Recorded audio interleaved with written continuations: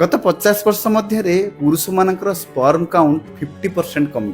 नेचुराली कहीं पारुनी पिला छुआ कौन पाई IVF centre a test tube baby दरकार पड़ू। स्टडी भी जना पड़े जे इनफर्टिलिटी पाई महिला माने 40%, पुरुष माने 40%, आ कॉमनली 2 जन 10%, आ 10% केसेस कौन कारण न था ना आउ कौन कारण रही। कारण होची लेट मैरिज। 1970 मसीह रे गोटे महिला पाखापाखि 23 वर्ष बयस रे प्रथम शिशु जन्म करथुला। आ वर्तमान टाइम रे देखले गोटे एवरेज गोटे महिला 30 वर्ष बयस रे प्रथम पिला जन्म करथुला। महिला मानकर 30 वर्ष पर फर्टिलिटी रेट बहुत कमी जाए। पुरुष मान जब देखिबा ताले 35 वर्ष पर स्पर्म काउंट कमी जाए आ 40 वर्ष पर डीएनए डैमेज हुए स्पर्म रो। सेहि परि गोटे महिला रो मध्य 35 वर्ष पर तार ओवम रो डीएनए डैमेज हुए एवं नवजात शिशु रे विकलांगता होबार संभावना बढ़ी जाए। वर्तमान डेनमार्क रो 10% छुआ कि आईवीएफ रे जन्म होचंती आ इंडिया रे जतेबेले 0.1% थिला 2000 मसिया रे वर्तमान सेटा आसीकी 1.2% रे पहुंचलानी। अर्थात जेते इकोनॉमी वृद्धि हबो, वुमेन एजुकेशन हबो, वुमेन माने चाहिबे नाही निज कैरियर पई छुआ आली जन्म करिया पई